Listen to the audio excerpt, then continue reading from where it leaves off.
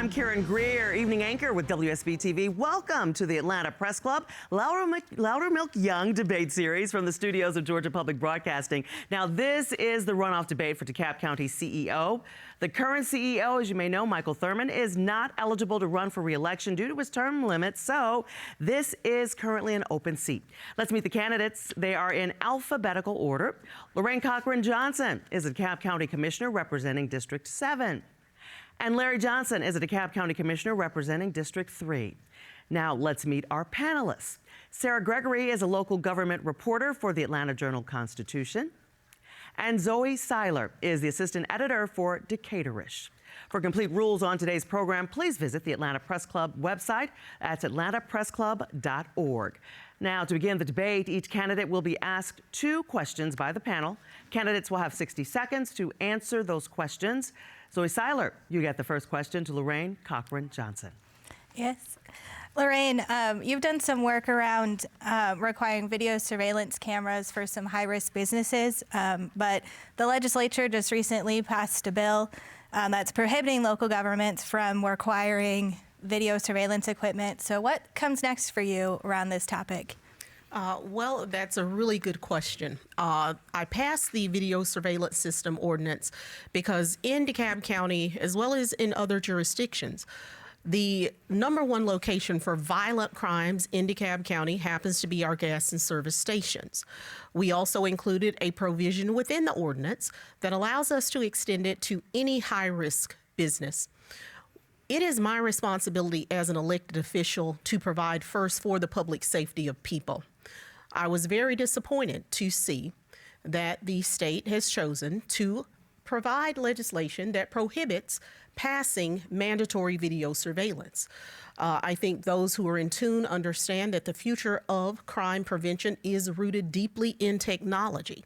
So I do look forward to continuing to work to expand video surveillance systems and also to ensure that in DeKalb County, all 268 of our gas and service stations are in full compliance with the ordinance. All right, Sara Gregory, please ask a question to Larry Johnson. Current CEO Michael Thurman has called for a water and sewer rate increase. Do you support this? And which water projects would you prioritize if elected? Thank you so much for that question, but also on the video surveillance. Remember, that just captures crime and doesn't prevent crime. And so what I would do is hire more retired police officers to make sure we move forward, because DeKalb has to be first in terms of public safety to make things happen.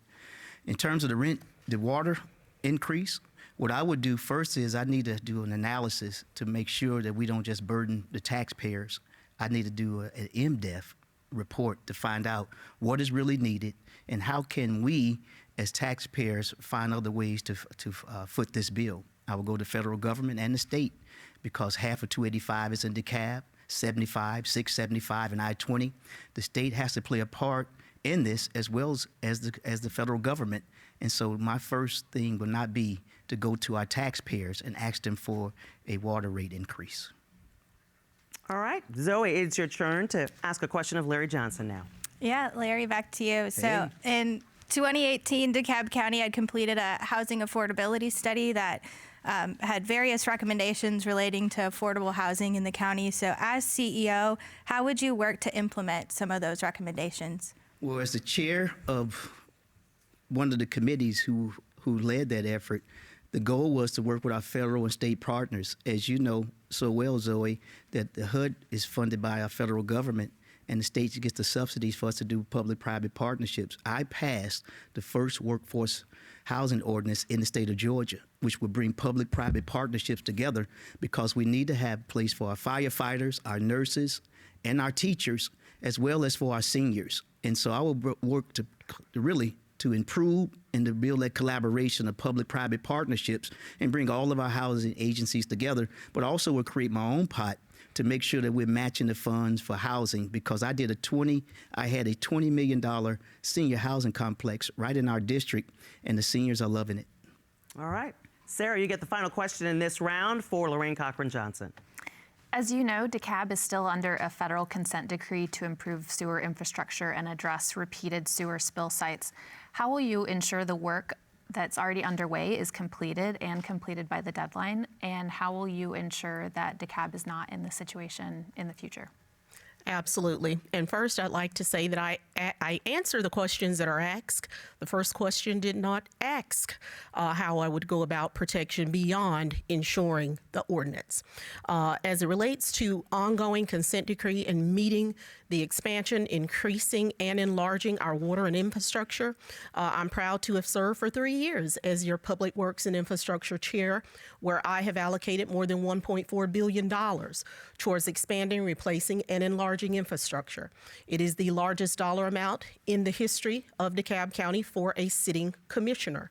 And I will continue to ensure that our WIFIA, Water Infrastructure Finance Act loans, as well as our GFA, Georgia Environmental Finance Infrastructure Act loans, are in place, because in terms of providing and expanding infrastructure, it's not an option. It is absolutely necessary. Many of you are very aware of the incident that happened just days ago here in the city of Atlanta, and we don't want to have that repeat in DeKalb. I want to take a minute to ask a question of both of you really quickly. They're going to get me, but we just talked about the problem that happened in Atlanta. The current CEO has talked about raising taxes to prepare DeKalb's infrastructure. Your thoughts on that quickly, please. I will respond by saying that we had not had a sewer water increase for over 20 years in DeKalb County. Now, I think we all understand that being reasonable, 20 years we've had growth, 20 years we've had inflation. However, for many years prior to CEO Thurman and active engagement in 2017 to expand and replace infrastructure, we had not taken measurable actions. So we must provide for the expansion of the future, because our businesses as well as our residents, we require clean, safe water, and we can not expand economic development in certain corridors of DeKalb because we simply do not have the water sewer capacity. So we have to sharpen our pencils, engage both federal and state officials alongside us and partners to be champions and take advantage of the current water funds that are available on the federal level as a part of Biden's Infrastructure Investment Act. Commissioner Johnson. Yes, I would just add, I voted against the last water increase. My opponent led the effort to increase it because I really feel we need to look for the federal and state folks to come in first and not burden our taxpayers to make that happen. And so I will continue as your CEO to make sure we find federal help, state help, to make sure that we don't just burden our taxpayers, because our seniors are having a tough time already trying to make ends meet, meals, pay for medicine. And we need to make sure that we're careful and not to just say we need to have another tax rate increase, because inflation is raging out of control. Rebuttal. No, we're going to move on to the next round. Okay, that is our first round. You will have a chance to rebut in this next round. The candidates will now ask a question to each other, and the candidate who asks the question will also have 30 seconds for rebuttal. So we're going to begin with you, Lorraine Cochran-Johnson. You get the first question for your opponent, Larry Johnson. Yes, after serving Commissioner Larry Johnson for over 22 years, you've demonstrated no vision, no plan, and no initiative that voters can see. You've touted small-scale development as major economic development over the years. But District 3 has the highest crime rate, and our once vibrant corridor along Candler Road has declined throughout the years. Why would we believe that you would have the ability to now begin productive development, and also with your track record of being a champion for projects like the land swap that has proven to be a horrible decision? Why should we trust you now? Well, first of all, we should trust me, because what Lorraine doesn't share is that she shares District 3. She's a Super District 7 commissioner. And so she has not championed anything along Candler Road, because we have a $20 million senior housing complex. We built a brand new library. We turned the old funeral home into a senior center. And so if you talk about vision and collaboration, you can't do it because it takes experience. I have vision and experience, and you can see it along Candler Road to make those things happen. And so if you're talking about vision and having experience, I mean, you sponsored silver sponsorship for a mega Republican event that's now going to send delegates to Milwaukee to make sure they vote for President Trump. You talk about being responsible. You talk about being experienced. Where does that vision lead us? Commissioner Cochran-Johnson, you have rebuttal time. Thank you so much. I want everyone to know that I am the commissioner who has funded the Small Area Revitalization Plan for South DeKalb Mall. And I've also led the effort, despite Commissioner Larry Johnson normal coursing the original request for the improvement and to fund the plan when I presented it. I'd also like to say that I did accept an invitation to speak at a GOP breakfast. It was actually sponsored by a friend who is a GOP member. But as an elected official, you represent all people, not just white, black, rich, poor, Democrats, and Republicans. That is our time. All right. Commissioner Johnson, you now have a chance to ask a question of your opponent. Yes, thank you, Commissioner Lorraine Cochran-Johnson.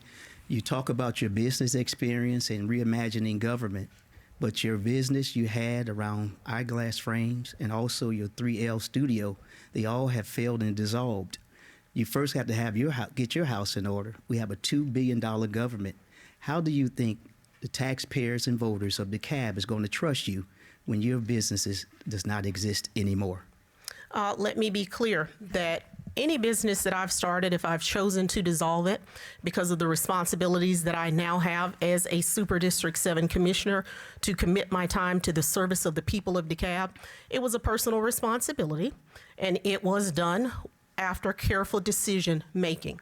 I have been the individual who have sponsored the DeKalb County Small Business Franchise Expo for several years, and I have been personally responsible for the development of more than 32 businesses in DeKalb County through my strategic efforts. So I'm well versed in the creation of businesses. I understand when it is time to move on from a business you may have started, and all dissolutions were done, and there were no adverse situations that occurred as a result of them. They were personal financial decisions for me at that time. Commissioner Johnson, you have time for a rebuttal. Yes, this office is about the chief executive officer position, not the chief exaggeration officer. My opponent cannot name one of those businesses. The Small Business Expo was held in Cobb County. Why didn't we have it in DeKalb? And what franchises have been developed in South DeKalb, Central DeKalb, in our community? And so I think the taxpayers and voters need to know we can't have someone who experiments. We need someone with experience. And Larry Johnson will be the CEO who gets it done, because I will not sit behind the desk or do any more studies. We need to get time for some action. All right, we could keep going on this, but we are going to move on to our second round. You are watching the runoff debate for DeKalb County CEO. We'll now go back to the panel to ask questions to the candidate of their choice until we run out of time. Now, as a point of moderator privilege, once again, I may also ask questions of the candidates. I will determine when a rebuttal is appropriate as well here. So, Sara Gregory, you get the first question in this round. This question is for you both. DeKalb's Charter Review Commission has completed its work and made recommendations for changes. Which of the commission's proposals do you support, and which proposals do you oppose? Larry, you can answer first. Thank you so much for that question, Ms. Gregory. I support 99% of those. The one that I would like to do more enhancement on is the open records one. Instead of creating a position, I will make sure my law department has someone who's located in the law department. I will put it on the website so citizens can find how to do an open records request. And so the Charter Review Commission came back with some great findings. I appreciate what the citizens did. Michael Thurman put together a great panel of citizens who really, really care about our community, and we must continue to uphold the standards that Charter Review Committee did. And so, Sarah, that's my response to that question. Commissioner Cochran-Johnson. Yes, I would say that the Charter Review Commission did a good job, but there's still a lot of work to be done. I definitely support the eradication of the conflicts between the current state law and DeKalb County law, because in many instances we have adopted local laws that are in direct conflict with the state. Also, transparency. We have had a huge cry for transparency and the easy access to information, including audits, as well as general documents. So as your CEO, you can expect me to expand upon those and make things easy for our citizens. And last but not least, Charter Review showed that the citizens of DeKalb County want greater engagement.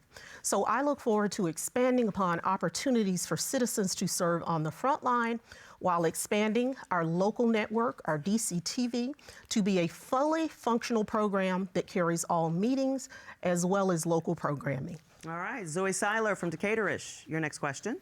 Sounds good. My question is for you, Larry. As the CEO, how would you work with the cities in DeKalb County to address issues facing the unhoused population? Well, I would work with them 100% around public-private partnerships because homelessness has no boundaries.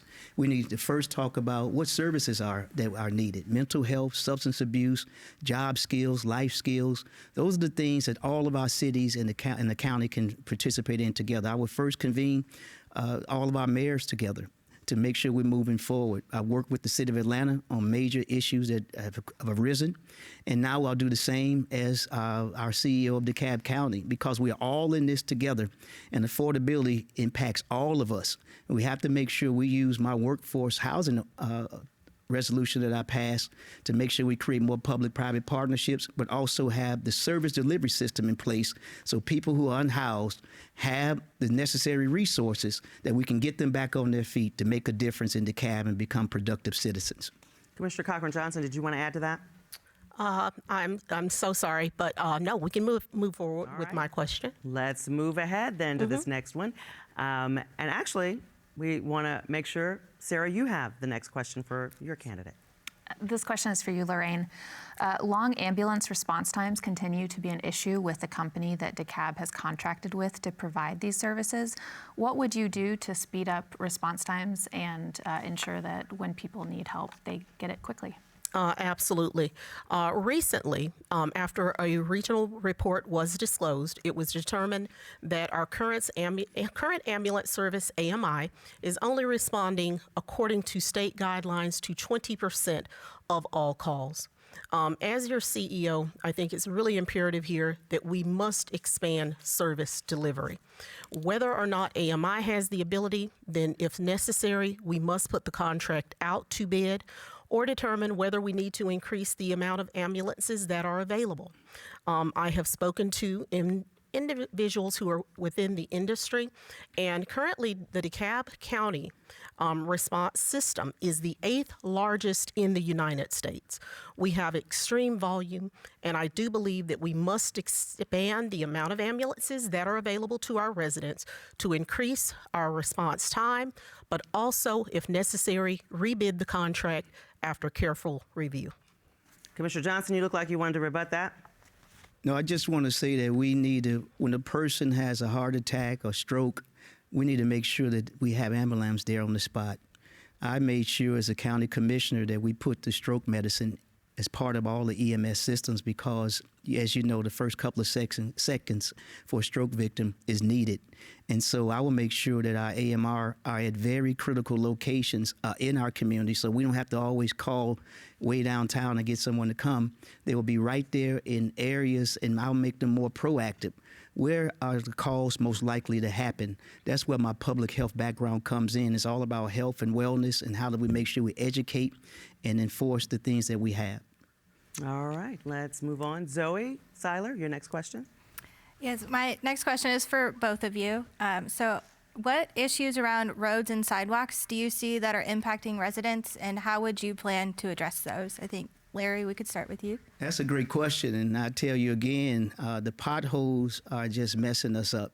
I feel like I'm playing the Frogger game. I'm always trying to dodge the pothole to get to where I have to go. We got to make sure that we fill those potholes, but then more importantly, use the splosh that we just passed, $500 million for infrastructure and equity, and we use that to pave our roads. Citizens are asking to see results, and we've shown those results in the first splosh.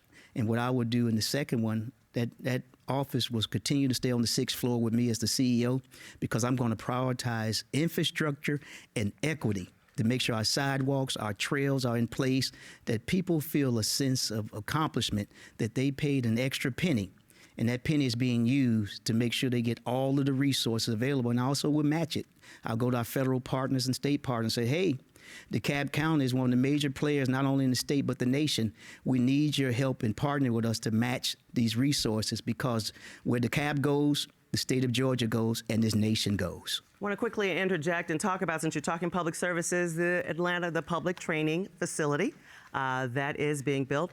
Can I get some comments from both of you on that and the status, where your thoughts on this? Okay. I would like the opportunity to answer the first question because it was posed to both candidates. Okay. I'm sorry. Go ahead. Oh, it's okay. I would like to first correct Mr. Johnson. The first SPLOST generated over $686 million, and current SPLOST is designed to produce over 800,000.